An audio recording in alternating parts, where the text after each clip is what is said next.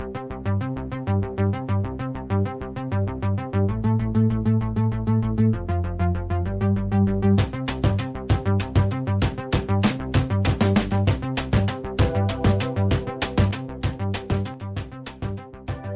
to this special edition of Bite High No Limit. This is really part two of the Teletext Sofa Club live broadcast that took place in Harrow, and this is the Teletext Sofa Club's reportage of actually what happened. So there's a bit of behind the scenes chat and really interesting discussions with Jason Robertson and Jamie Nemeth. So without any further ado, let's get straight into the show. Hello everybody and welcome to Teletext Sofa Club Live. It is the 18th of August 2023 and my name is V-Bert. No, it isn't really. Hello everybody. This is Dan, but you do see a star of Chunky Fringe on the screen right now. Yes, V-Bert was there staring menacingly out of the window as everybody joined, as everybody visited the Chunky Fringe Festival. I think it was 2 weeks ago now. Hold on, let me get the information up for you now here. And that's what we're going to be talking about tonight. The show will be starting for real in about 5 minutes. And Carl, well, you can see that this is Carlos's camera here. He's going to be here with me. Oh, in fact, who's this coming now? Who's that in the background, huh? Hello, there he is in the background, right on cue. He's getting his Nigerian Fanta, we would assume. Right, so hopefully we'll be having some more guests tonight. Well, we've shed some light on V-Bert now. Isn't that wonderful? So let's have a look here. We need to make sure that... Hello, Chums Fan 1243. And welcome to the stream. We need to make sure that people on ye old Twitter, etc., or X, whatever it's called these days, can jump on. And oh, hello, Carl. Hola, you're right. Back, yes. Oh, that's better. It's me. Hey, Look at that. We got the same tailor. The Bite High No Limit twins. Hey, only our mum can tell us apart. Excellent. Oh. So yes, that was V-Bert, star of Chunky Fringe. Yes. Retro Pixels says, "Hello, me old mucker." Hello, Retro Pixels. Hello, Retro Pixels. All right. Retro Pixels, how are you today? Fine. Well, I'm going to go on. Let me see. Do I go on the Discords and read those messages, or do I go on the YouTubes and read them? That's a good point. I need to get the Discord messages and the YouTube messages up. So that's why we come on early, ladies and gentlemen, so we can make sure that everything is set up ready. So there we go. Yeah, I do have YouTube chat here. Mr. Clown is here. He says, "Look at them shirts. Just look at them. Just look at them." Disappearing into the background. Hello, Mr. Clown. Hello, Mr. F. Clown. Very, very good to speak to you again, or asynchronously converse with you again via the internet, via the magic of the internet, by satellite. Yes, actually, yeah. That's all very good. So, do you not mind just giving a brief introduction here before we start, so I can post on X about this? Okay, well. Good evening, everybody from the United Kingdom, where we are now doing another sofa club, Teletext Sofa Club, with the man with the most, Dan Farrimond, and myself, the goods in the back, Carl. Yep, and Dan is posting on X at the moment. It's a brand new, social platform. It's really good, run by some philanthropist chap. It's a bit like Threads. And tonight we shall be, hopefully, fingers crossed, have some special guests as well. We should hopefully be joined by Jamie and Jason, but more on that to follow. Who have we got in the chat there, Dan? Well, we do have Mr. FT Clown.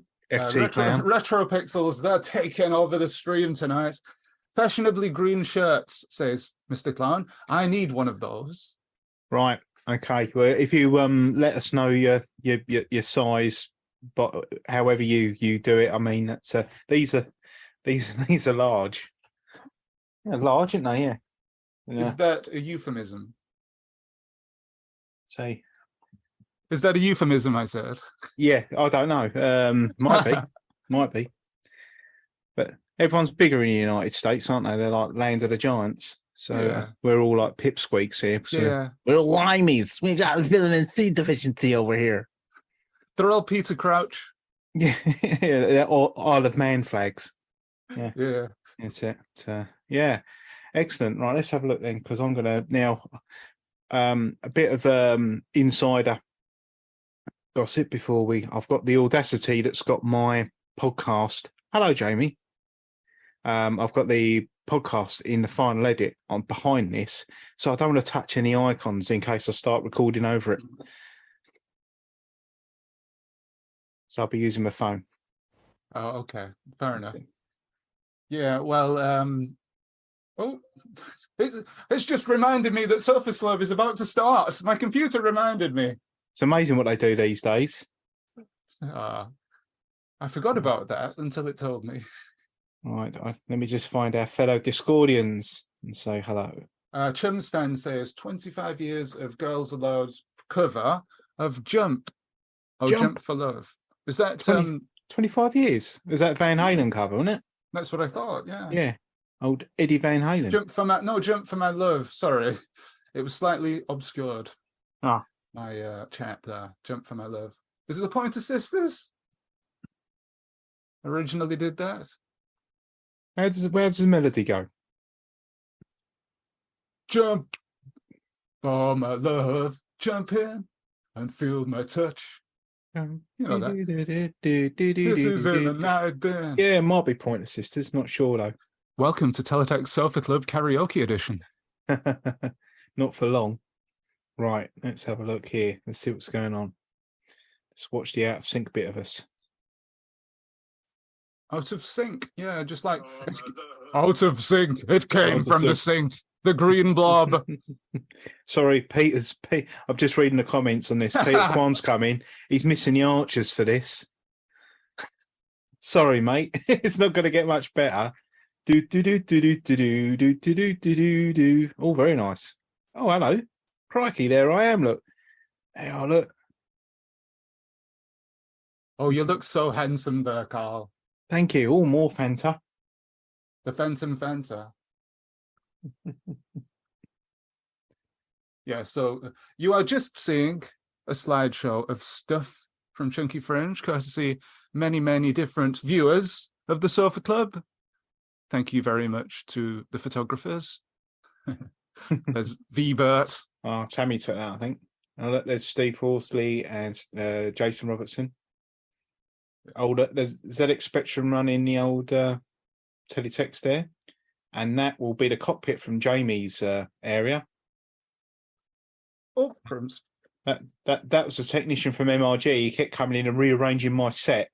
There we go. Oh, that's it. Yeah, I just got more notifications telling me that Sofa Club has started. See, I'm so organized, aren't I? So organized. Right. We'll stop that for now because we'll do the formal introduction thingy. All right. Welcome, everybody, and welcome to this latest Teletext Sofa Club.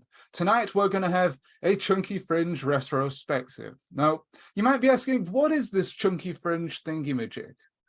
Well, at Harrow Arts Centre on the 29th of July, 2023, we had a special event where Teletext people could meet up and discuss Teletext, show off some of their tech, and just generally be together in the same room, which is what I have to say is one of the best things about the Teletext community.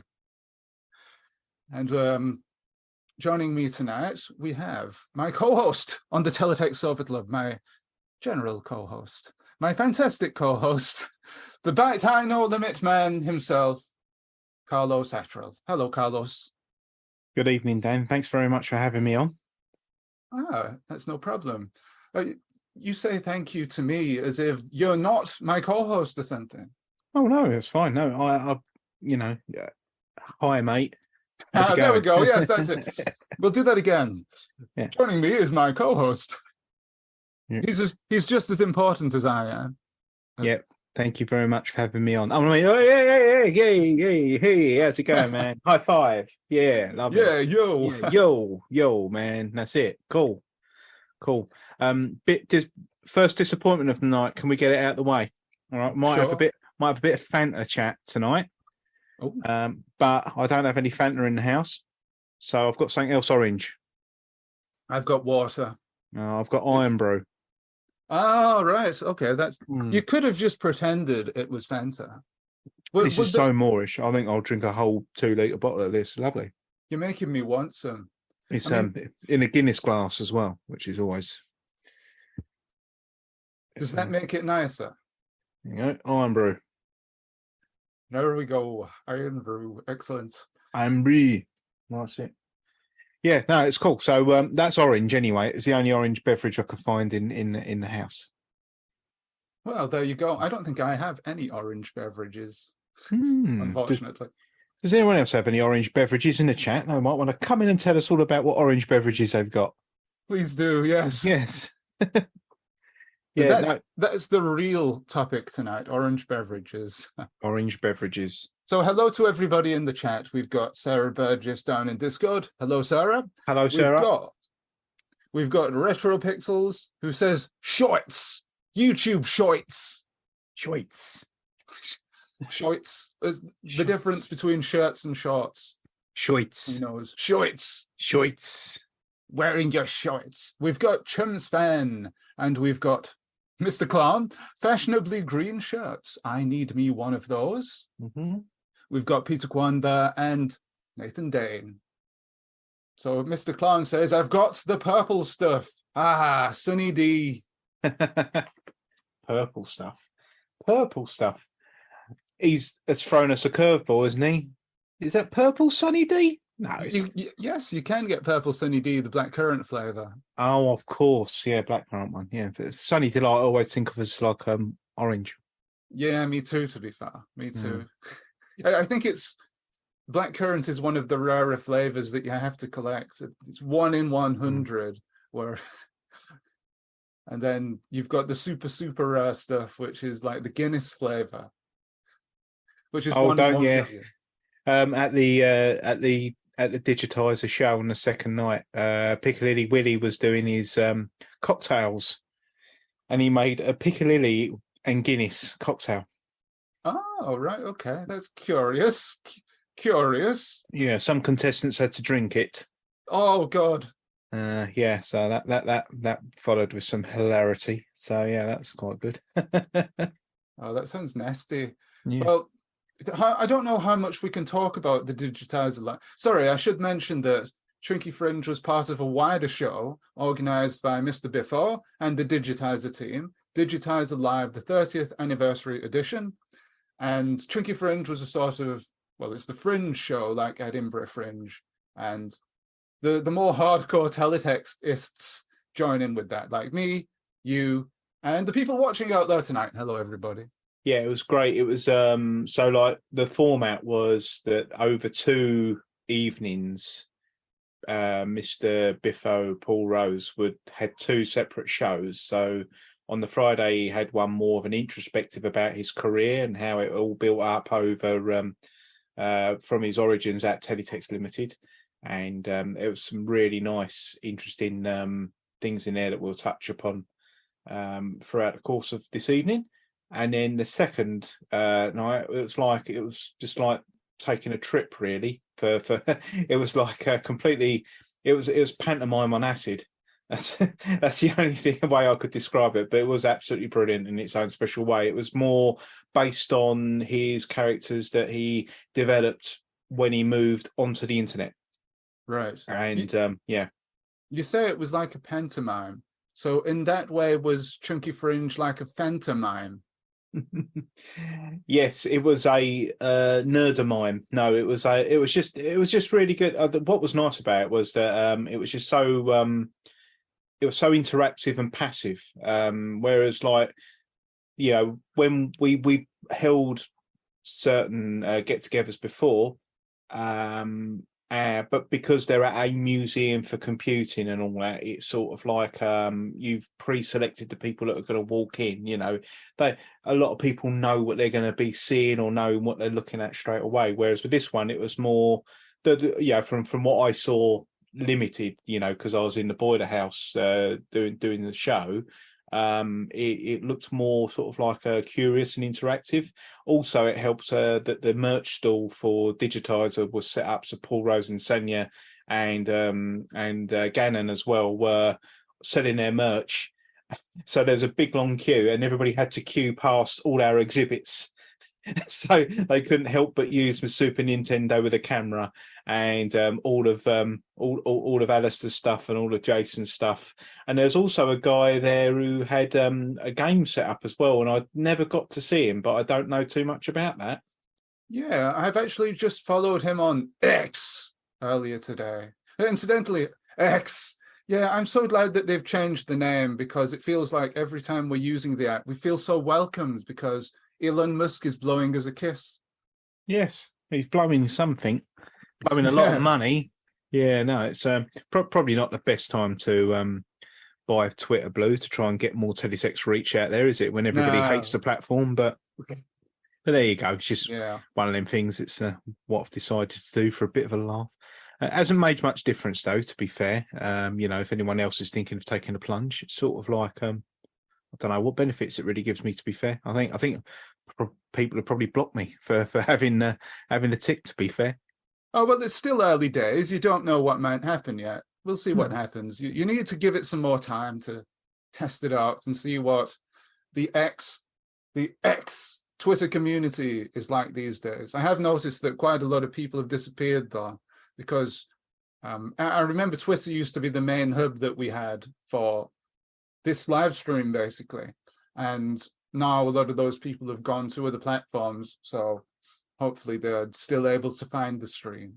So it's a pity that all these communities are now going to be spread out all over the place, and they're going to be harder to reach. And you know how people used to have a website? Well, people link to social media these days, and everybody is going to have a different base of operations on social media. Yeah, I don't know really where it's all going to end up. Maybe we'll all end up with our own blogs again, and people will just come and find us rather than us go and seek it out. But you know, for media and things like that, you know, the media people are still on X because it's just too much hard work to go anywhere else. That is true. Yeah, absolutely. And I'm still using X until there's probably something better. But we'll see.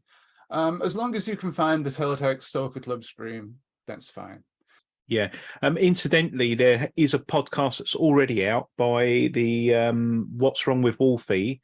They've done their Digitizer special as well, so I do recommend that people go along and listen to that as well, because there's extra interviews from people that were there, you know, that they got in the car park. They had a few minutes with me. They had Chris Bell and was it Jordan who does the music?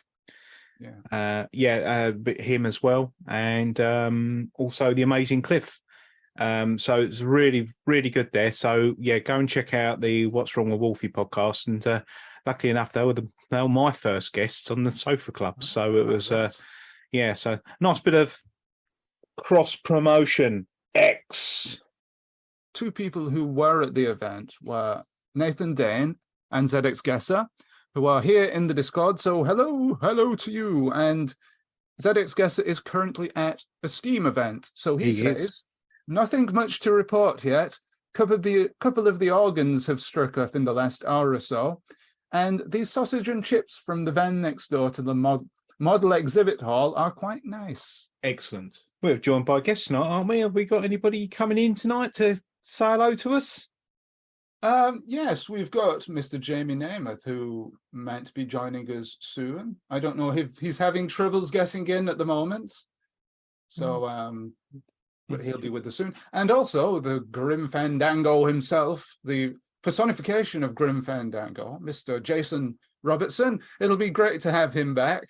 Now, I've got to say that the last time he was on was a really fun show, and I think it's the most popular Sofa Club that we've done with 400 views. It was good. The Nightmare Begins, the end of Oracle, and the start of Teletext. So I'm very sorry, Jamie. I thought you've been having problems getting in, but apparently, oh, he's here. Oh no! Oh, I'm so sorry. He looks fed up. I'm not fed up. I was just sorry. I was doing the professional thing. I was waiting to, you know. Oh no! And I thought, oh, I'll just wait in the waiting room. That's cool. I'm looking at live preview, and it's like, you know, yeah, that's okay. I was just enjoying listening. I'll give you a formal introduction, Jamie. So joining us tonight is podcaster, streamer, entertainment extraordinaire, violinist as well, I do believe, and recent convert. Oh, he's got it. I got a violin. Yeah, he's got the S-shaped violin. That's really funky. I like that. It's Mr. Jamie Namath, ladies and gentlemen. Please give him a big hand. You're on your Twitch stream. You do run teletext service, didn't you? Yeah, I've experimented with it. You know. Yeah. Tell us about it then, because it's something I really want to know. How does that work on Twitch? Do you just have to, I don't know, pipe it through somehow? Well, no, I had grand ideas to make it into an actual overlay, but the Twitch rules don't quite let you do that, or maybe they do, maybe they don't. I don't know. Maybe if we spoke to them nicely, they'd say yes. But overlays are meant to be responsive to what you're doing on stream. So I think it'd be okay if I was doing teletext all the time, but the minute I stopped doing teletext, you'd have to turn the overlay off, and it's a bit complicated. So I just show it on the Be Right Back screen, but people can type text commands and actually use the Teletext TV live on the stream in the Be Right Back screen. Oh, that's brilliant. That's brilliant. That's interesting. That's really interesting because it's. I know you'd say you could use it on the Be Right Back. Does that mean that soon and things? Yeah. Yeah. So when you say that you can't use it as an overlay unless you're like directly talking about that, is that like similar to playing online games as well? Like, you know, you got to be playing the game. You can't just be sort of like showing it. It's got to be. I wonder if it's like a copyright thing that's where you've got to be commenting on it all the time for it to be displayed. I suppose I should clarify what I mean by overlay, shouldn't I? I mean the actual overlay that Twitch, you know, that like you get plugins, what are they called? Extensions. You can actually have like dynamic overlays that get put on in the Twitch window in the browser. That's what I mean, as opposed to, just in case, because other people will be saying, what do you mean Twitch have told us we're not allowed to use overlays? No, if I put it as a graphic on my stream, like what do they used to call it? When you burn in subtitles, if you burn in the overlays, if it's part of your stream, that's fine. You can have anything you like on stream as long as it's, you know, as long as it obeys the rules. But the actual, you know, what's really cool is it lets you in Twitch design essentially a web page that goes over your page. So I could make a stream, I could make a plugin for stream, an extension for stream, which is a fully interactive teletext browser. But then I couldn't use it on my stream because I'm not, unless I was doing teletext. And then it got even more complicated because I thought, well, then if you make it a public overlay, then everyone who uses it has got to be doing teletext when they use it. Right. So if they've got it active, I could get into trouble. It's too much information, but that's why I thought don't do it like that. Then just have it as a interactive feature that's part of the stream itself, rather than. Well, I think that's really interesting, isn't it, Dan? How he sort of like made an obsolete technology less obsolete on something that's quite current now. Okay, that's good. The audio is muted, so you got like a TV, and then if you do obviously you can't see this on the YouTube stream, but in the chat I'm typing in !text, I think. Yep, there we go. And then !text 200, let's say. And then I made it so it slowly types the numbers in like you would on the remote, which is quite cool. And there's another page. And then very magenta. It is. It's the closest I could get to inverted commas, brunt colors. I'm pretending at this, really, aren't I? It's like with Twitter. Sometimes I'll put X Twitter, Twixter. it's like I'll post things, and it's like that's such a typical engagement farming tweet, but I'll do it because everybody else is doing it. So I'll just experiment, see if it works or not, and invariably it doesn't.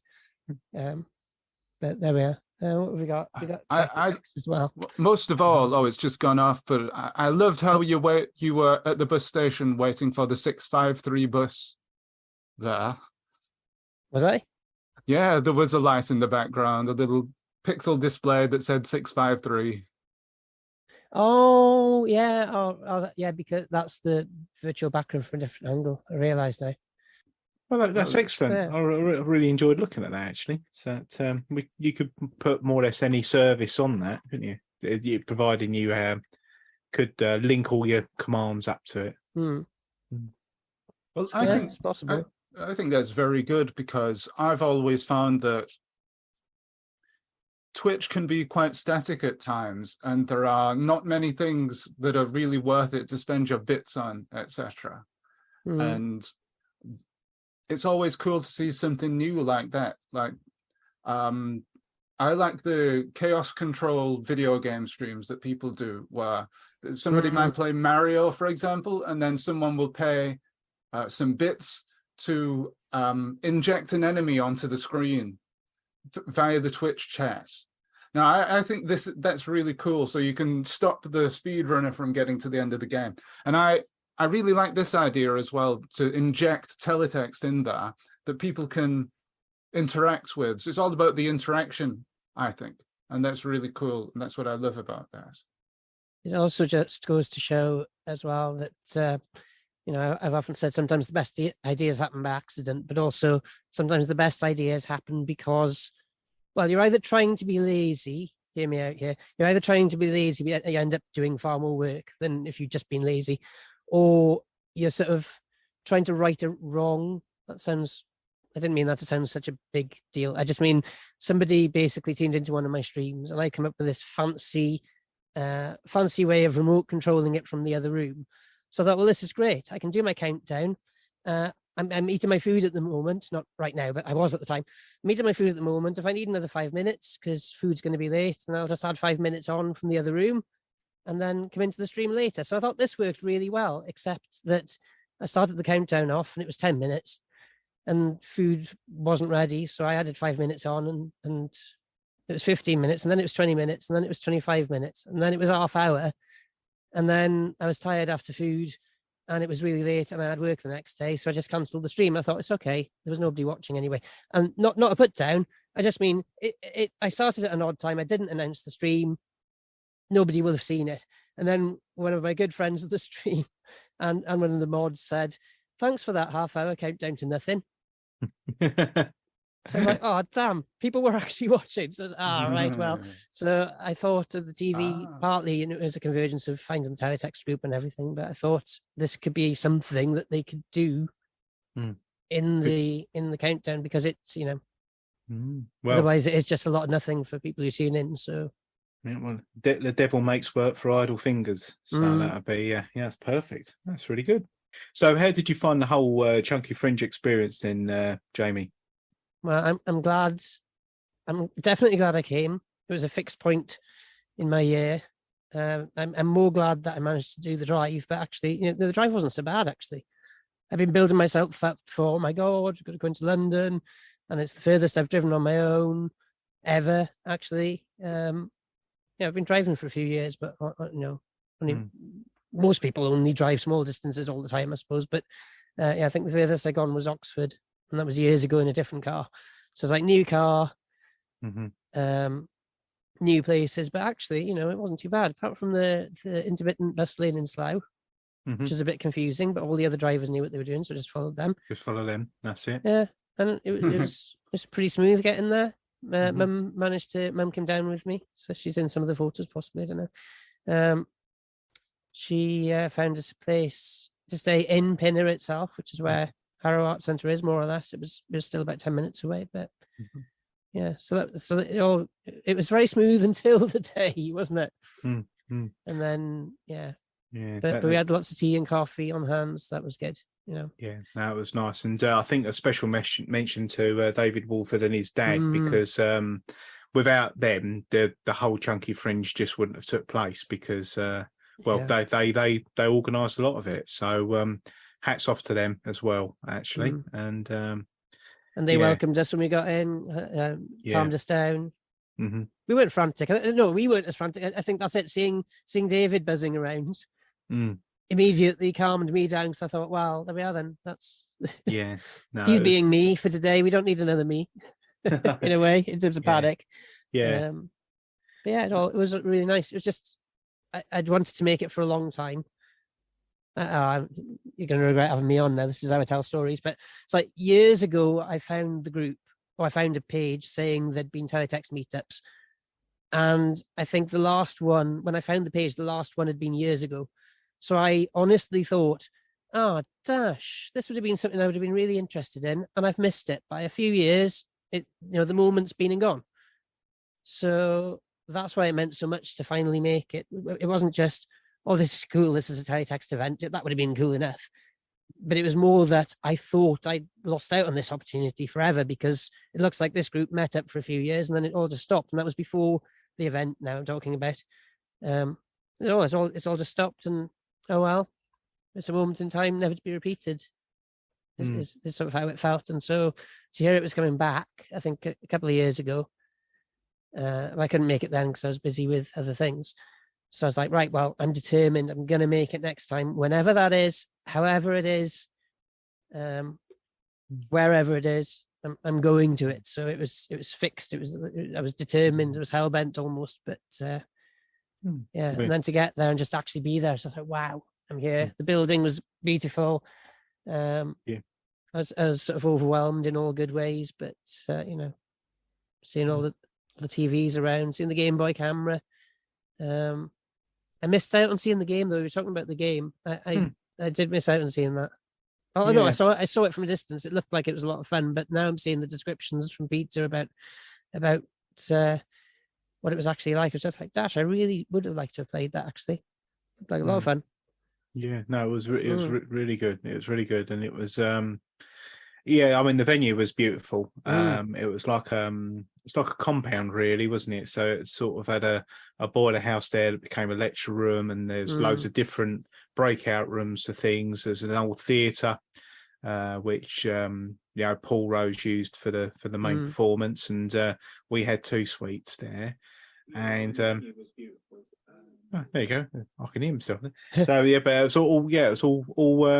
it was all good fun, and plenty of seating there for people, and we managed to fill up the boiler house on the Teletext Sofa Club, and also the X Factor competition that David Wolford organised as well. It's the what did he call it? He called it the 32 X Factor. Yeah, the 32 X Factor. That was its first name before it got cancelled and had to come out as as something else. So it's but it was really good, and when you look back and you see the amount of organisation and all that went into it, it was very satisfying to see. It was good fun. Yeah, I think David always does a good job with this sort of thing. And you say he was running around panicking. He never comes off as panicking. Oh no, that's true. I shouldn't misrepresent him. Yeah. No, I know what you mean. It's an organised panic. Yeah, that's it. He always has it under wraps, which is more than I can say for myself when I was helping out in 2015 or 2016. I was knackered. I was knackered, man, running around like a blue-bottomed fly for the whole thing. It certainly brought it all back from the last ones that we did. I think, was it back in 2016? Yes. And it brought it all back, really, because it's probably the first time I've seen Paul and Sanya and Violet Berlin and all that, and it was like yesterday, really, when meeting them again. And of course, you had to be all like, make a call back and go, hi, no selfies or anything. It's like, yeah, see you every day, But it was really good, and it was a nice synergy in a way to meet up like that again, because the first time he kicks it all off, it was at Cambridge, and it was another Teletext chunky Fringe for the one. It was a block party then, but it was exactly the same sort of like setup where you had like us doing our bits and bobs and doing panels, and then this experimental event in the evening that everybody came for, and it was really good. I'd love to go back in time and watch that again, actually, because the found footage was like from that was immense. I really did enjoy that a lot, and it was nice to see that again, some elements of that again in his second evening show. It was good. Yeah. Well, who among you actually saw the first show about Teletext, the digitizer Teletext years? Is it just you, Carl, or did you see it as well, Jamie? No, I was planning on going for the Friday, but it just didn't work out, and then I had to shoot off before the Saturday one. So, okay. Can you give us a bit of a rundown of the timeline on Saturday then, or Chunky Fringe itself? Yes. Guys? So, Both of you. Yeah. So, in the boiler house where Jamie was, he was with Nathan Dane. And they were all, and Ash was there as well. So it was like and Cliff was there. So it's like you had all these like well, for the want of a word, experts at the back doing all their own like separate element of things, and it looked like an outside broadcast from the BBC. And then from that, we kept the illusion up. Wow. Yeah. I mean, there was like, you know, if anyone wanted to borrow a lead from someone, you know, it was there amongst them somewhere, which was really good. I was at the front, and Dan couldn't make it in person, so I was at the front trying to get Dan through on a feed. And in the end, I ended up just getting him on my iPhone and just plugging him into a wireless speaker or a wired speaker. And that was the thing that worked in the end. I tried casting his face up through the projector so we could get, you know, to get his image in there, but that didn't work. But we managed to get that going. So from that one, that's where all the shows were taking place. So at 12 o'clock, it was the Teletext Sofa Club Live. And then at 3 o'clock, it was the Britain's Got the X Factor, 32X Factor. And then after, in the other room, you had the all which you've seen some pictures of. You've got all the live demo stuff where you had Alistair, Jason, Peter Kwan, my Super Nintendo, and a couple of other people there as well. Please don't shoot me for forgetting your names. I'm terrible at that sort of thing. But that's where the tea and coffee was. And yeah, so that was going on as well. And then the merch stall was set up there as well. So that's where everyone congregated to meet the stars as well. So it was a perfect synergy. So that was the running order of the day on a Saturday. And then around about 7 o'clock, everyone was in the theatre, piled in for the for the Digi Live Part 2. Yeah. So were you tired by the end of that? That does sound like an awful lot. Oh no, I was buzzing. I mean, it was I was going around because like I was being interviewed. Well, you know, spoken. I was speaking to Chris and speaking to a few other people as well as doing a couple of interviews, and I was just buzzing. It's like, but I think it was because the adrenaline rush that I had from earlier on in the day. You know, it was nice really to just to sit back and watch the show, but it was just it was surreal. I must admit. I mean, I found the show surreal. I found it really enjoyable, and it brought back some traumatic memories for me for when I was up there for one particular panel. I think I had to sniff Sonic's rings or something like that for his first one. So yeah, that was nice, and you know, the musical, which I won't go into too much, was quite funny. But one of his crew had to dress up as a toilet. Yeah. Well, I would have loved to see that. I can't wait for the DVD to see that. Yeah. The pictures that I've seen, it all looked so crazy, and it made me wish that I was there. The organization that goes into Biffo's shows is absolutely monumental, and it's weird because the props department, i.e. Biffo and Sanya, do the most work, because that's 99% of the budget, and 1% of the budget is hiring out the hall. So all the crazy masks in the pictures I've seen, and the chimney stack or tube that Biffo had on his head. What was going on there? How did he stand up with something so tall? It's like bin face, but yes, heavier, but worse. Yeah, he was King of England. That's what happened there. He became King of England while he was doing the show. A news flash came in that said a giant snowball coming and wiped out the whole royal family. And they traced back the whole family tree and found out that actually Paul Rose was next in line to be King of England.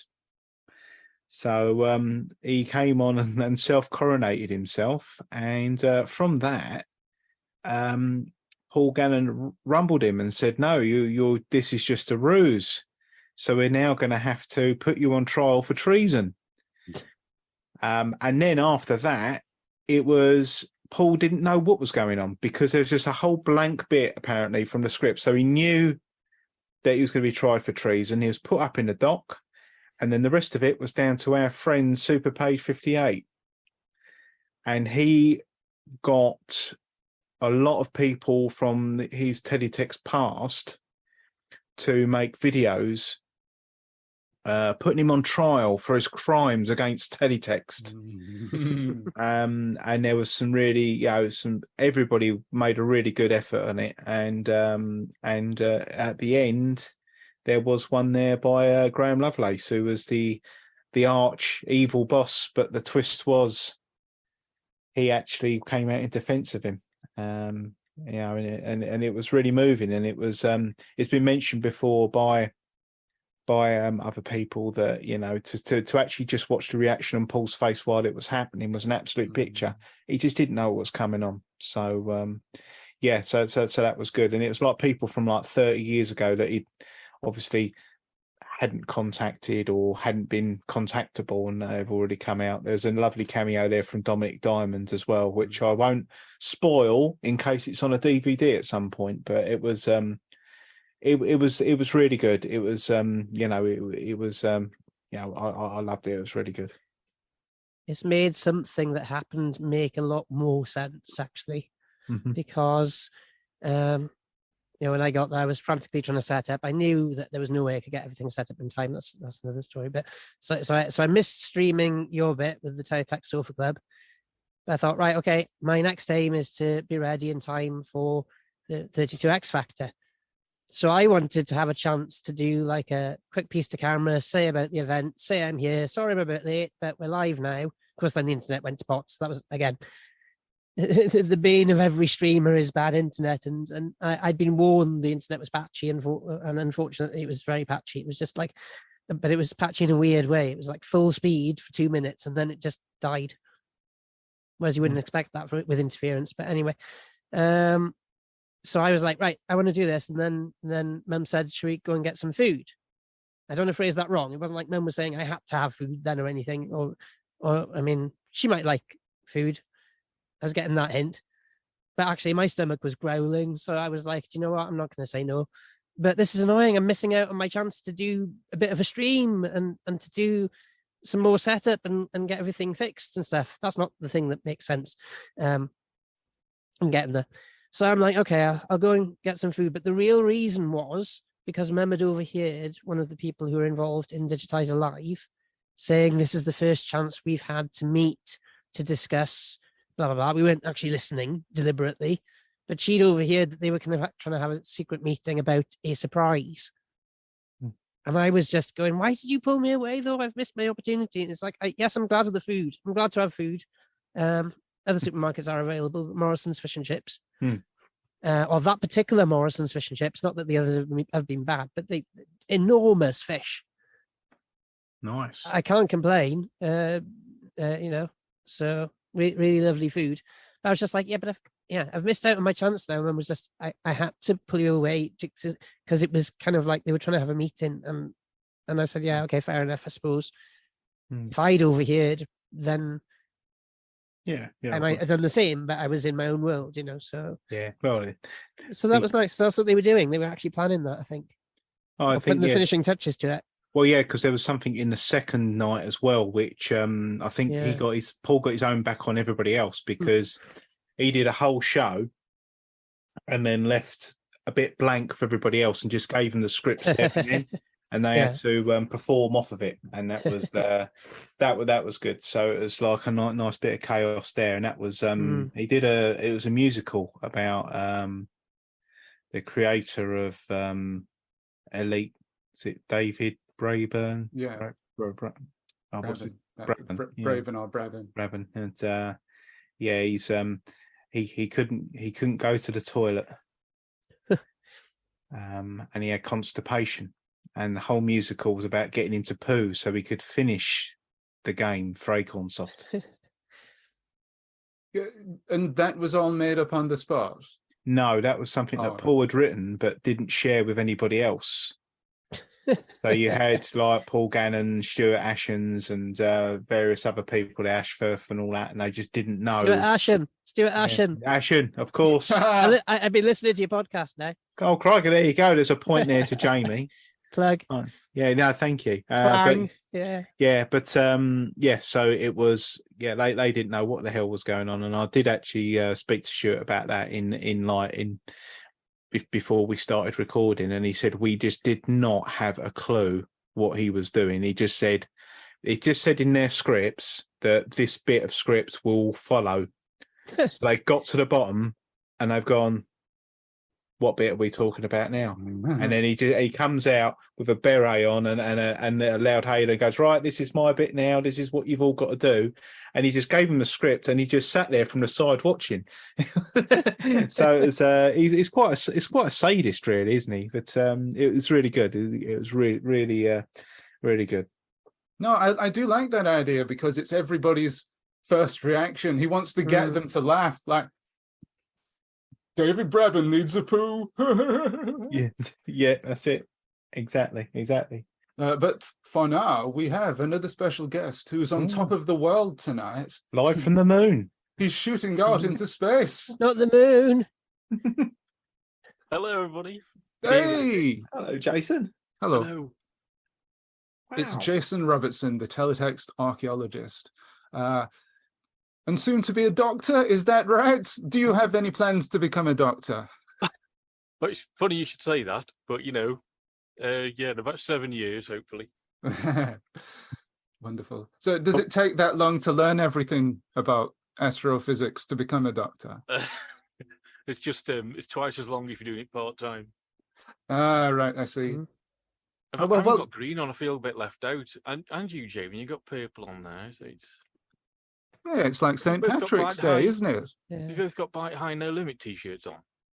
Yes, it's a bit sad. Bite High No Sofa Club. He says on mine. Very corporate. I like it. Yes, we're following the uniform code tonight. Yes, on the Teletext Sofa Club.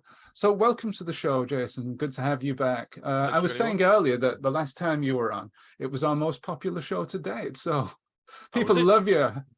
That can't have been me. Well, after Biffo, I think you're pretty close to Teletext royalty at this point. Go on. You're next in line to the throne after Biffo. Well. Oh, please. Anyway, I've got onto more important business. Oh, are we going to do a taste test tonight? We've got the Fanta. Yes. Is it cold? It is cold. It's been in the fridge for 2 days. Right. So can we explain the origin story of the Fanta? The origin story of the orange Fanta? Very good, Dan. See what you did there? Well, okay, so it's just basically that Dan doesn't really do orange. So I've always goaded him with Fanta and things like that. And I did a Teletext page in level 2.5 once, which I can't find anywhere, actually. I've looked everywhere for it. I can't find it. But it was just copying the 1970s sideways Fanta logo with the three red cherries, which was really odd on my version. But yeah, so that it was orange, and that's why we do it. But yeah, it's just I've got an attachment to Fanta now. I don't know. Every time I speak to somebody to get them as a guest or something like that, I say I'll buy you a Fanta, because it's very rude to assume that people just drink beer and stuff like that. So you say, "I'll get you a Fanta," and it seems to have stuck. Then I went to get my hair cut, and we got this new African market. And it had bottles of Coke and Fanta, very exactly the same as the one that Jason's got there. And I thought, I really want to give that a go, because I'm really into curious drinks, because I don't drink alcohol. So I'm into sort of like just having fun with all sorts of drinks. And I bought a bottle of that home, and I'll tell you what, Nigerian Fanta is just, it's the absolute best. It really is. And that is the story on the Fanta, really. I thought you'd been to Nigeria or something, and stuck it in your suitcase.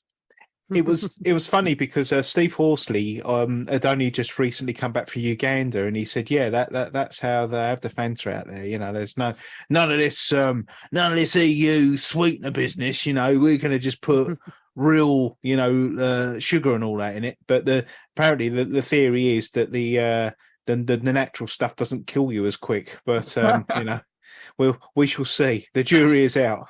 It's got no aspartame in it, or aspartame. What do you say? It's aspartame. Well, yeah. Apparently, it's a big thing. To our audience outside the EU and Great Britain, it's all our drinks now, and they're all the sugar's been taken out of them, really, and our taste buds have soured a little bit. I mean, I've got Iron Brew tonight, Jason. Oh, is that Iron Brew Extra? It looks nice. No, so yeah, can you explain Iron Brew Extra? Because this Iron Brew is nice, but it's not loaded with as much crap as Iron Brew Extra, which used to be the normal Iron Brew. So I guess it's your Coke and your Coke Classic scenario, but yeah, there's hardly any sugar in stuff now. So when you pick up this Nigerian bottle of Fanta, which is made with the old recipe, it's delicious. It's like a satsuma crying at the end of your tongue. Is that? I'm going to be crawling off the ceiling now. You have to. You got to read what's on the side of the bottle as well for us. It doesn't say anything on the side of the bottle. It doesn't tell you how many calories are in it or anything. No, but it does give you some really good information, though, doesn't it? Well, it says it's made by the Coca-Cola company. Yeah, that's it, 50 centilitres. Yeah, bottle for beverage use only. That's what I was talking about. See, you don't put gasoline in that or two-stroke. No. Oh, no, I see. No Molotov cocktails. Or... yeah, that's it. Yeah, that's what I was thinking. Yeah, you can't turn that one into a Molotov cocktail. But I think going back to taunting Dan with orange, I mean, the reason why that is because. Well, Teletext is a multicolour medium, isn't it? It's got many, many colours. The sum total of 7 colours, I think. Is it 7 plus black? Yes. Something None like of which that. are orange. Mm. So he's drinking his orange Iron Brew there, and let's try this orange Fanta.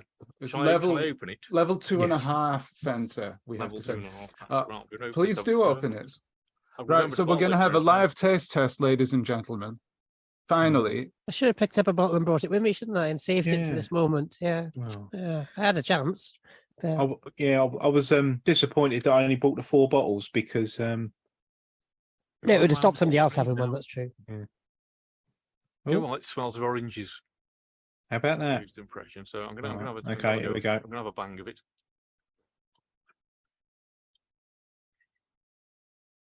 That's nice, isn't it? Isn't it? That is nice. It is nice. It is nice. What does it taste of? Orange, I hope. Taste of 2.5. Pure 2.5 goodness. With a hint of 3.5. Yeah, that's worth holding on to. Yeah, that's nice. That is. You've revealed it. I did something else as well. I thought, I know you're giving up alcohol and everything, but I thought as another test, I'd try it as a mixer. I'll go for it. Yeah. What's in that? There is that vodka. Vodka, yeah. Oh, here we go. So let's, see what this is like. Cheers. Cheers. It is Friday. Bottoms up. It's 5 o'clock somewhere. Yeah. That tastes Me- like vodka and Fanta. Vodka and Fanta, excellent. So no surprises there. F Well, Pound says the pure sugar sodas are the best. Not so super easy to find in the States. Most of them are high fructose corn syrup. So yeah, that's it. Well, and ZX Guesser says you'll have to fly to Nigeria to get the 5 cents back on the empty bottle because you can't use it for anything else. It's just for beverages. Just for beverage. I'm just and imagining actually- a family doing an annual trip now with like 400 bottles in the cargo hold just to, we've got to go. Can we go somewhere else this year? No. I think the shopkeeper is just like puzzled that I go in there and I buy like 5 bottles at a time when I'm walking past. So just chuck them a £10 note and just help myself to 5 bottles, and it's just quite surreal, really. So, but you look on, you look on the internet, they're selling crates of the stuff. It's like gold at the moment. So yeah, it's quite a commodity. But I think it's just really because we know we can't get it. We can't get that sort of thing over here anymore. So we're anything, isn't it, that's unobtainium. People Yes. want like that Prime from a few weeks ago. Yeah, Had that big run on Prime, didn't it? Which you can go to anywhere now, but yeah. I think one of my son's mates bought Prime at £15 a bottle or something like that online. I don't know if that's the same stuff, is it? mad, isn't it? Terrible. Anyway, this isn't Teletext, is it, Tasted Dan? that Prime when it's not. Well, I was going to say the biggest surprise of all, Jason, is that the Nigerian Fanta is 30 years old, and that taste test was just like one of Stuart Ashen's There, Ashens is grammatically correct. videos. Yeah. Are you dead yet? That's it. It's not 30 years old. 30 centilitres. 50 centilitres. Well, Paul, I'll have a look after this show to see if I can find your Fanta artwork. I've possibly saved it on my computer somewhere, or maybe it's somewhere in the Teletext archives, the offline, the off-site Teletext archives, shall we say? Well, I might remake it anyway because it's all it's all easy to do. All easy to do. Please do, yeah. You have to now because we're in the Fantolution. The Fanta wave is being ridden across the country. Yes. Right. So while we have Jason here, I have a question for him, and it's about Chunky Fringe. So, what were your overall experiences of the event? Would you say? Oh, well, do you know what? I think I rocked up about 10 o'clock, and I didn't sit down all day. It took me until about midday to get fully set up because I was just chatting. So it's really nice to be down there and chatting to everybody, and people just wandering in, having a chat and having a go of all the various Teletext exhibits that we've got on. I mean, Alex Gasser always, does a tidy job of bringing up his massive box of Raspberry Pis with about 4 Teletext channels on it, which is always great. I'd brought I'm doing some work on subtitles just lately, and I brought with me a space shuttle launch, which CFAX has done a sort of live screen blog along with it. So I was able to sort of show the original video that the Teletext came from, as well as the Teletext at the same time on a TV. So it was literally as though you're watching it at the time, So normally you can play the video, you can press play, or you can see the Teletext later on, but you could interact with it as it was. And the CFAX was sort of like said, launch is going to be in 5 minutes, and this is going to happen, blah blah blah. But then when it came to liftoff, it went into subtitle mode, and all the commentary was in the little corner, so you could watch the shuttle launching still on the live TV. And so it was pretty good. It was. It seems a bit funny, to have a spectacle like the first space shuttle launch, which was very spectacular. A bit weird to have that as CFAX, because who wants to watch CFAX of a blocky medium when you've got the most spectacular thing in the world going off just now? But it actually brought a lot to it. There was a lot more detail that they weren't talking about on the live program. So it's it was good stuff by CFAX. They were supposed to have, there was I got a recording of the landing as well, and it looked like they were supposed to be doing the same thing again, because there's a link for it on the front page. 191 shuttle landed, blah blah. So I went on there, but there was nothing running on it. It was just it just cleared the screen. So I don't know if something had gone wrong or whether they just thought, can't be bothered. I don't know. But yeah, so that was that's why I brought with me. Then we went on to the Teletext Sofa Club, which is where I got the Fanta. So we each got a little present for being on the Sofa Club, and very nice to get the old bottle of Fanta there.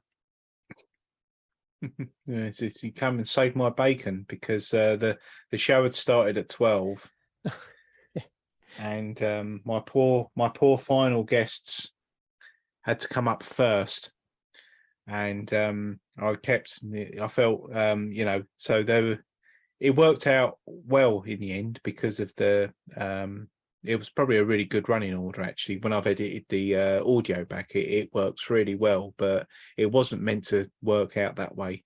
So the What's Wrong with Wolfie podcast team came up first, and then you came up, Jason, which was good, and it was just everybody was just running a bit late. I think 12 o'clock was a bit early for everyone. I was just laughing because I think I remember you saying on the mic, because you were there full professional mode, even though things had gone wrong, but carried it through. And our first guest on the Teletext Sofa Club is whoever it was going to be. I'm forgetting names now, but then there was a long pause, and then lots of people saying, "Shall we go and get so and so?" I think some people were radioing. And then wasn't it David's dad popped in and said, "Oh yeah, he's still on the train." Yeah, that's it. Yeah, he's still on the train. About 2 minutes to find that out. So you were just there with the mic. Right, okay, then well, that's it. I'm a new first guest. Yeah. No, it was hilarious, but it all worked out well in the end, which was really good. And Jason, what was that like? Just jumping on, just coming in and having to jump straight onto the Sofa Club. Did that throw you off? Did you still have train lag? No. No, I came in the car the previous night. Oh, okay. Yeah, I was going to. I was thinking of going to Paul's show on the Friday, but I didn't know if I could get there on time, so I hadn't got a ticket. But in the event, I had to go around and fix some teletext anyway, because the previous night when I tried out all my gear, the display was all corrupt. And it's like, I've seen that before. That means I haven't put the priority bit back on. So there's like an error bit on each byte of on each character of teletext. There's an error bit, and it does a little check. The receiver does a little check to see if the bit should be 1 or 0, and if it's wrong, it just won't display the character. So it was messing up all my teletext displays. So I had to spend the evening in the bar. It was such a hardship fixing all these, fixing this teletext file. But so yeah, there it was. That's what I was doing with a pint of whatever that is. That was nice. That Menabrea. I think, you know what? With this like product placement, this is. It's like Fanta, and it's Menabrea. It's like, does anybody want to send us a crate of it or something at some point?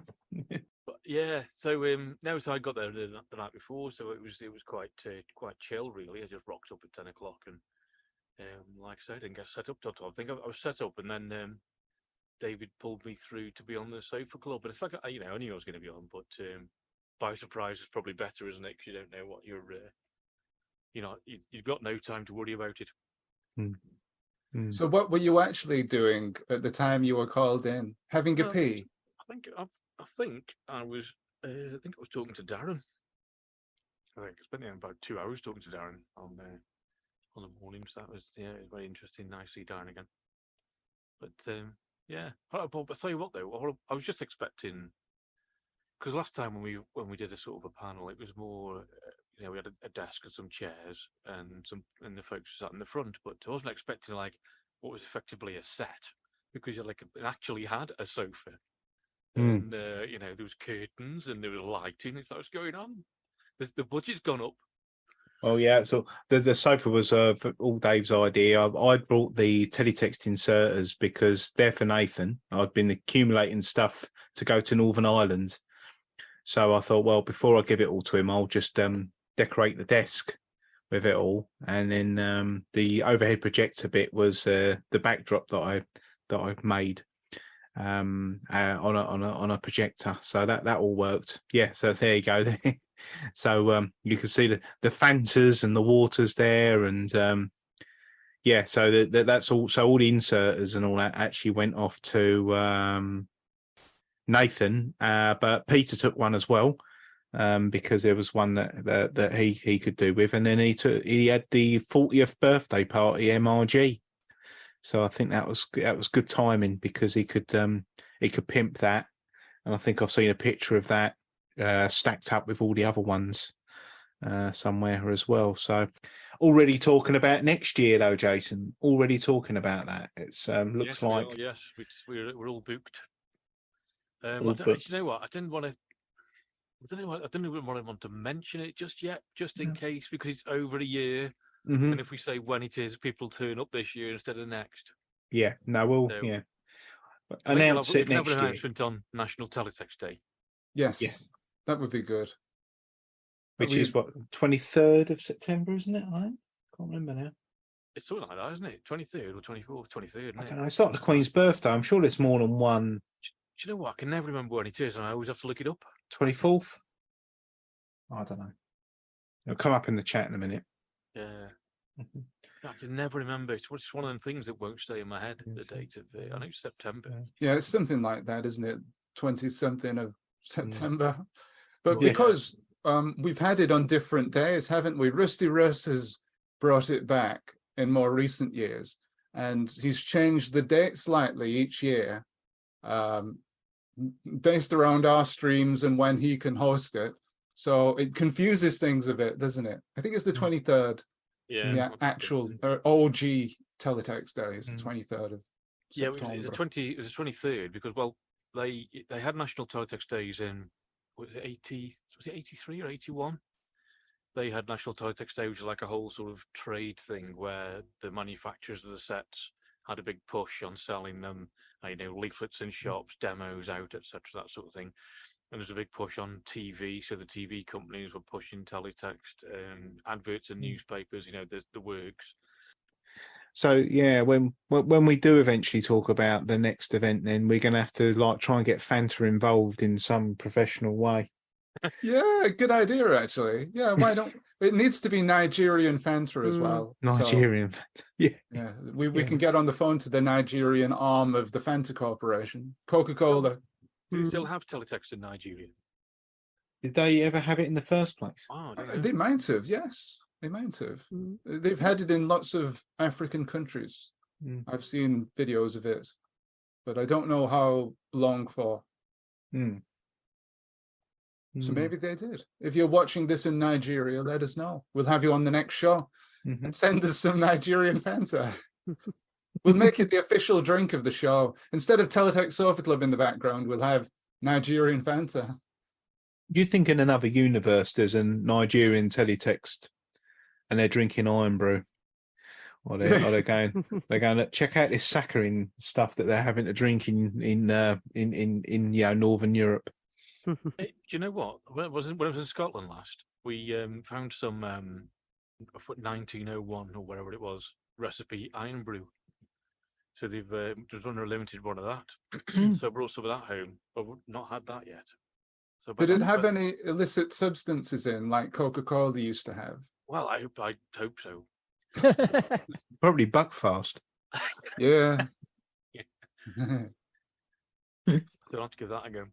But when we did the first block party, did we not nearly get sponsorship for that?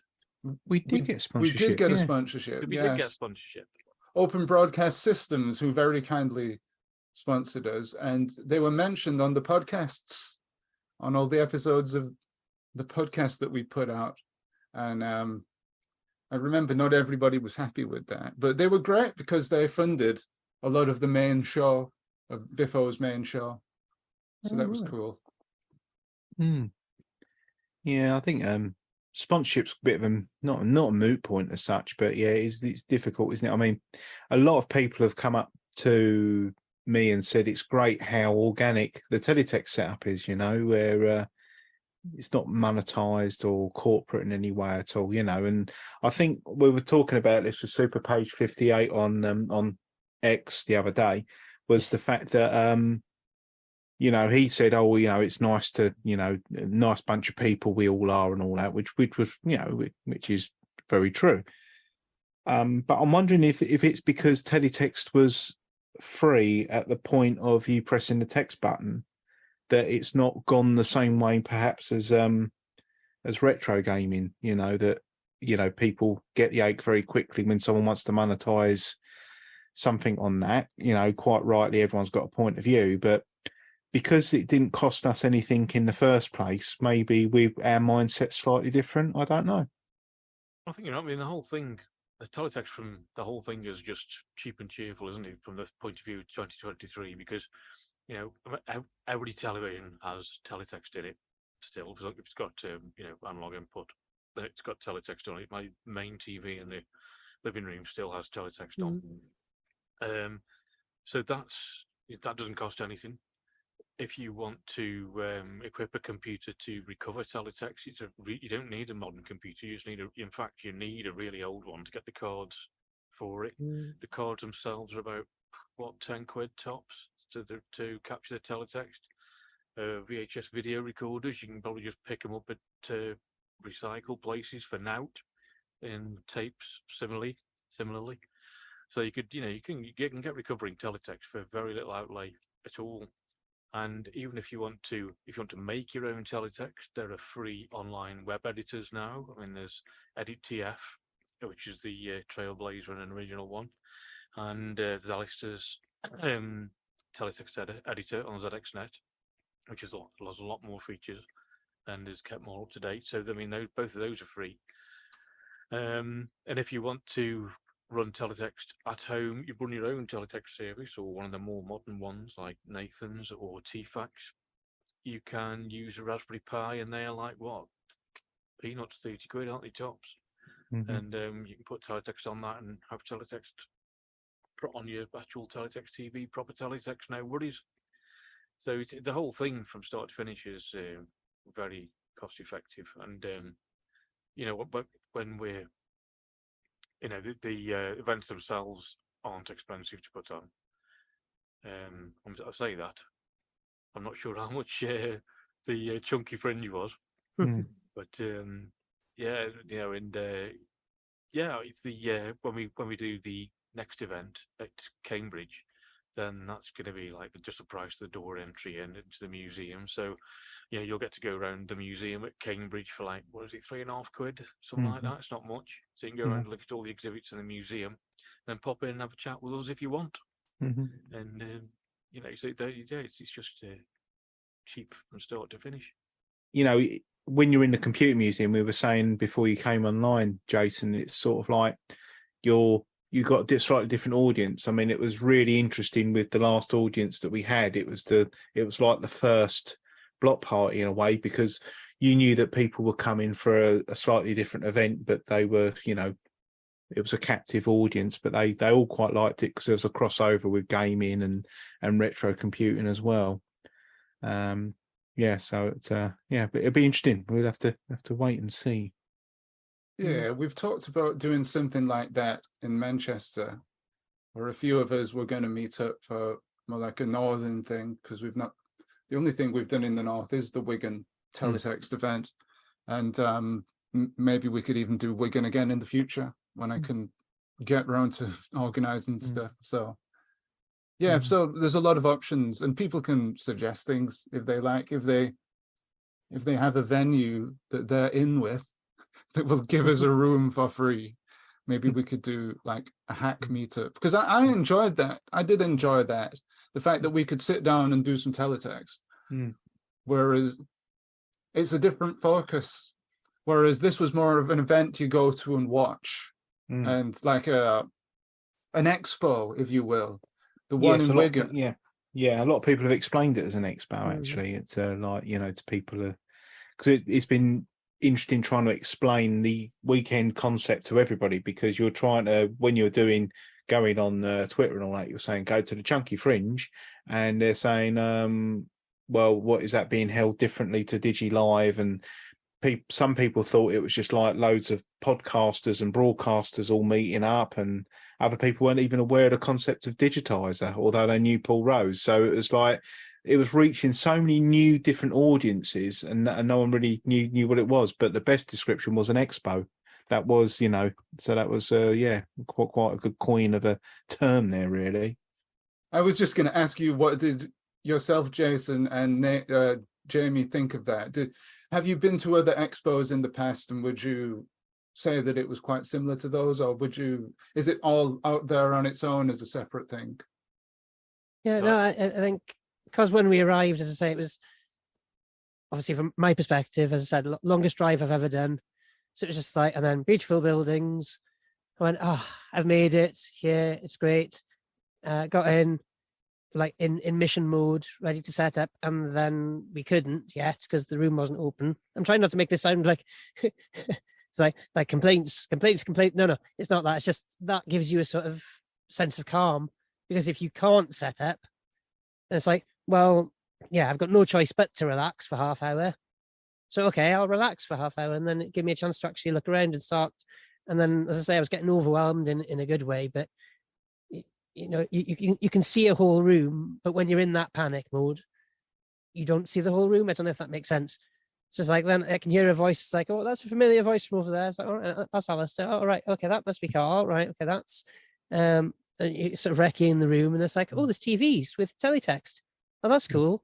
I kind of expected that, but I didn't see those before. Oh, and game by camera, and have a cup of tea, and then it's like, oh, it's kind of like, yeah, I guess, and it was quite similar in size. I don't know about Expo. I've been to some laser conferences. I was going to say you've got two physicists in the chat. Actually, I've been a bit stealthy about that, but yeah, been to some laser physics conferences, and that's a similar setup, and some teaching conferences. And they've just got a long normal sized room with some tables around, people showing off stuff, and you can go from one table to another and have something entirely different on every table, and that's what was nice about it. You had a huge mixture. I keep mentioning the game by camera, but you had a BBC Micro, you had a ZX Spectrum, and they were showing different forms of teletext. Obviously, got Jason's with the TV, which because I flew past, I didn't realize what it was at first. Mm-hmm. I think until I was looking at the Twitter feed afterwards, and I was in the boiler house then. I was like, oh, it looks interesting. It's got the archive footage and the teletext side by side, but I think somebody put C4 gambling on or something. So then the context was even less clear. But I just walked past at the wrong time, and then you had Before Stall was there, but I didn't. I think his guitarist came in and started playing some tunes. So, but early in the morning while we were having a cuppa, so it's like, it was just great. It was just like we got to see that sort of calm before the storm was not fair, because I don't think it got to a storm. It was just chilled out all day. It was good. But yeah, Jason, I didn't get a chance to talk to you there, because I think every time I came in, you said you were on your feet all day. Every time I came in, all in a good way. Every time I came in, you were talking to people. I'd go out and I'd just go, I'll try and pop over in a second. No, I'd go back in like half hour later. Oh, there's still people there. People there. I think there was a constant stream. Yeah. Yeah, it was great. It was great to see. I think the only time I sat down was on Carl's sofa. That was it. That was David's sofa. His dad had to pump up. Really? Yeah. Did that come from? Is that from David's living room? I believe. Sofa. Yeah. It's all been packed back up. He's threatening to blow it back up again for next time. So I can't believe it was so big. It was very, very, very good, and it supported grown men. It supported grown men. It's as the pictures would attest. But was this an inflatable sofa? Yes. Yeah. I think it's probably a Lilo or something, isn't he? I think he was last seen over the Bay of Biscay. But I didn't think they made them that big. Honestly, it's like when he said there was going to be an inflatable sofa, so all the way through, it's only at the end. I was like, oh wait, that's an inflatable sofa. I saw inflatable sofa. You kept trying it out. I did have a go. You go way back like that every time. It's a good one. Like a bouncy castle. Yeah. But then, maybe that's what it was. Then I interviewed Peter, and we did a 14-minute interview in complete silence. Oh yeah. Not because we were both silent, because my mics didn't work. So yeah, he'd set up some laptops with, showing how you could get. They were laptops from a skip, I think, didn't he say? Yeah. Perfectly good for any teletext, and then you're saying about the Raspberry Pis as well. I feel like my Raspberry Pi's finally got a use now, because I was an early adopter. I got the first Raspberry Pi starter kit, and Raspberry Pis are brilliant, but in my particular case, I've tried to get it to be something, and it's never quite come off. I tried to get it to be a media center; it's never worked. I tried to get it into a RetroPie; it sort of worked, but slowly, and it struggled because it's the Raspberry Pi 1. The very first one, the Model B sort of one. Yeah. So now with teletext on it, it's like it's finally found its calling. It works perfectly. And I got it on my TV in the bedroom now, and I'm rekindling me of 10, 20 years ago. Just well, I think that's the thing with Chunky Fringe is that it's like a single day event, isn't it? But when we do Cambridge, it's a 2-day event. Which is like it like opens up a lot more, really, in terms of, because it's 2 days, it's worth bringing a lot more stuff down, and it does open the idea, does give you the sort of opportunity to have things like hackathons and things. So we should definitely try to do something like that. But we'll need some sort of a subject for the hackathon, won't we? So we'll have to have a think. Pirate teletext. Yeah. Trying to get it over like PMR radio or something like that. Yes. Yeah. Was there ever pirate teletext? That's something that's never occurred to me until you said it. I think so. Yeah, technically. Yeah, I think a live stream really makes a difference, doesn't it, to the Chunky Fringe? That was brilliant. Yes, it was, yeah. and there was also it was being beamed via UHF from the boiler room to the other room, wasn't it? Which I never realised. Yeah. So that was. Was anybody out there in the audience for that? Did anybody catch some of that when they were sitting in the main or standing in the boiler house? I think there must have been. I said no one else can see us. But then I realised that people could have been sitting down in the other room and actually watching us from there. Yeah, having the butties, having the orange Fanta and a sandwich.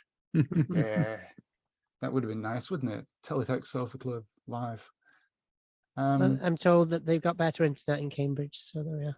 It's, if they let me hook into it with a cable, because I think that's it. Because I said, "Oh, would it be possible to cable in?" They said no. I thought immediately, well, but I bought a fancy Wi-Fi stick that worked in the garden. I did a simulation. I thought, right, 2 brick walls, and I've got really terrible speed with the onboard Wi-Fi. I plugged this in and it jumped like 2,000%, and I thought, wow, that's amazing. So this is going to get through anything. Not Harrow Art Centre. It could not beat Harrow Art Centre, unfortunately. Well, speaking of Harrow Art Centre and the boiler house, etc., what did you think of that as a venue? Was it nice?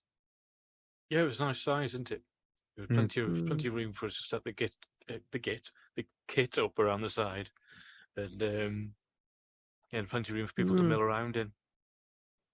It's a good size. Yeah, so it accommodated the different events that were going on, so you could stand up and talk or sit down and watch the events. Was there like a foyer? I remember seeing a picture of a foyer at a previous event. You could just loiter in. Yeah, not really. It was just one big open space, wasn't it? The boiler house, really. It was just. Hang on, which one's the boiler house? Is that where the sofa club was, or was that where? So we had the Hatch End Suite and the boiler house. The boiler house was where the sofa club was, and the Hatch End Suite was where the exhibits were. I like the boiler house. It was quite cosy, wasn't it? No, it was nice. It was nice. Yeah, I'm talking about the Hatch End, which was a good size for setting the kit up. Yeah. Was it actually hot because there was a boiler there? There's a bloody big wasp nest in the toilets. Was there?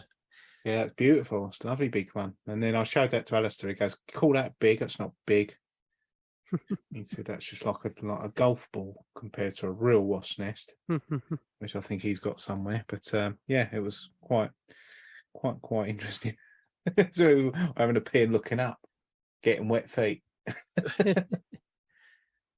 But, yeah. Anyway, that's not teletext art, is it, Dan? What are we gonna? What do we say? 6 out of 10 for the Wasp's Nest. 3 out of 10 for the Wasp's Nest. In the I toilet. thought it was high. You know, I thought it was 8 or 9, but wow. Yeah, not in other people's eyes. You know, it's sort of like. Well, ZX Guesser says he still has a Wasp's Nest in his loft, and it's the size of a gym ball. The bloke just gassed them or whatever, but it's still there apparently. So there you go. There you go. That's exactly what I was talking about. I think I dragged Alistair into the toilets with me. And I know that sounds weird, but I knew it was weird. But it was just, I said, come and look at this, Alistair. And then, like, luckily enough, there wasn't anybody else around there raising an eyebrow. I was going to say, it probably had more of an audience than the Sofa Club itself. So, speaking of which, one thing that we didn't get to, well, I didn't get to experience that much because I joined via voice, is the size of the audience for the Chunky Fringe talks. So how many people were there approximately? And did they enjoy it? Right, I'm not qualified to answer this question because I didn't actually look up. You're getting dazzled by the lights. Yeah. Yeah, as a self-protection mechanism, I didn't actually want to see. So everybody else in the chat would probably be better qualified to answer that. So a good 30 people there. Yeah. Yeah, I'd say about 30. Yeah. Yeah. Did it fill up as the afternoon went on and people were coming and having some dinner or whatever and then going in there? It was, yeah. So that bit, I think, because I sat down as an audience in the second one, the second event, the Britain's got the 32X factor. That was full. That was about perhaps a couple more people in there, but that's because they knew that Stuart Ashton would be there doing things as well. So, you know, they'd all polled in. You know, there's quite a draw there, so that was good, and that was standing room only. In fact, we organised Tammy a chair because she was standing up, so we organised her a chair so she could sit down, and Peter had to remain standing. Wow. That's amazing. I remember at 2016, I think it was, the digitizer / Teletext block party thing that we did. When Biffo was doing his talk for the Teletext R podcast that we did, the room was standing room only, and a load of the guys from the actual show just came in and started heckling from the back, like Tim Moore. I think we had Violet Berlin was standing at the back. And they were all just coming in and contributing to the thing, but you couldn't hear what they were saying because they were right at the back of the room on the recording. Yeah. I must have walked past Violet Berlin. I could have walked past her 10 times and not even realised. I only realised when I looked on social media afterwards. I was like, what, Violet Berlin was there? What? Yeah. Yeah, because that was, again, I remember watching, although I've had to refresh my memory, there's some episodes on the Internet Archive of Bad Influence, but I definitely remember watching. That's what's also weird.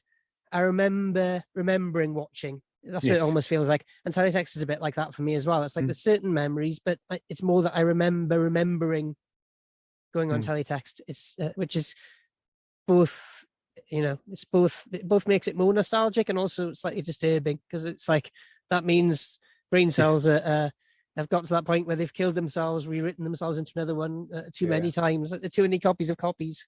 You know. It's makes you realise how old you are as well. Sounds a bit of Peter said that the Bowler House was packed out when Domino's did their delivery. Yeah, it was, funnily enough.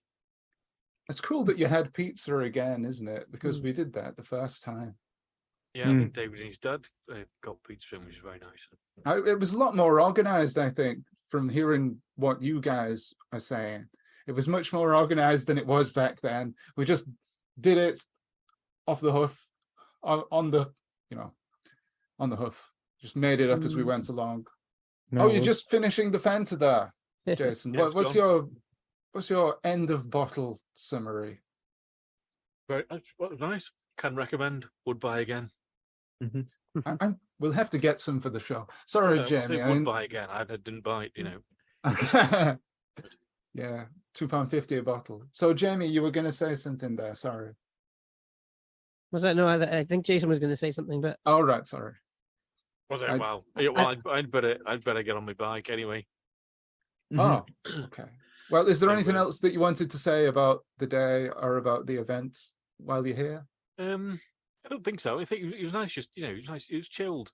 You come down, hang out, have a chat. So, with that, when we announce the next event, which is going to be Teletext 50, because Teletext will be 50 years old on the 23rd of September 2024. Yeah. So they'll be 50 years old. That's why we have National Teletext Day on the 23rd of September, because it's the anniversary of when CFAX started. So that's going to be the next event, I think, unless something else happens in the meantime.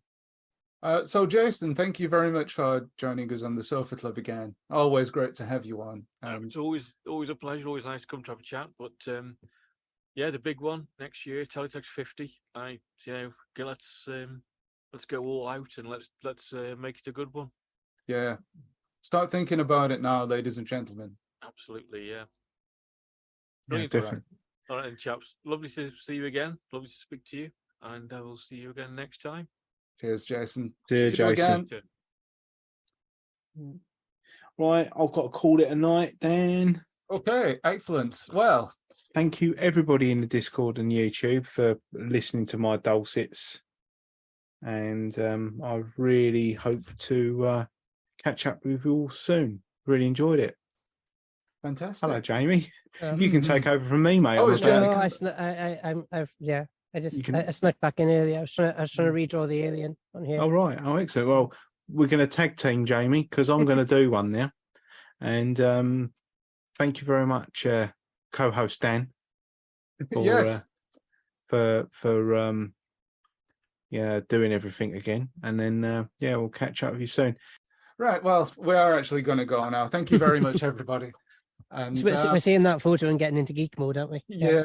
Well, yeah, I was going to say next time, when are we going to be on? We're not sure. Just keep your eyes on the skies, on the skis. We'll keep you updated on X and Discord and the usual places. I'll post it around, and we'll let you know maybe next month, because we've got to look at the Summer of Teletext artwork, haven't we? Next time.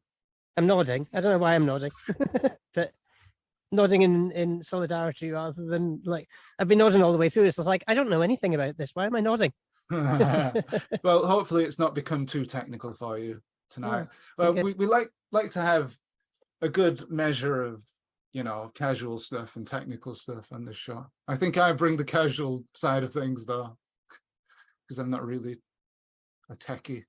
But there we go. Thank you very much. Chunky Fringe. A great time was had by all.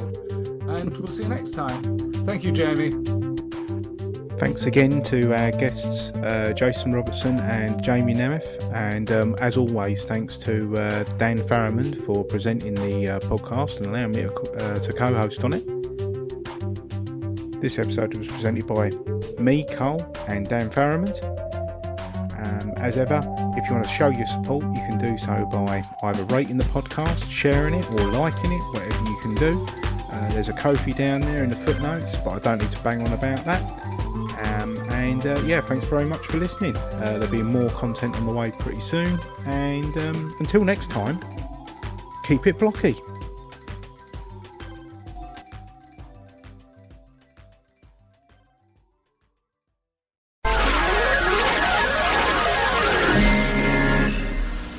You're still here? It's over. Go home. Go.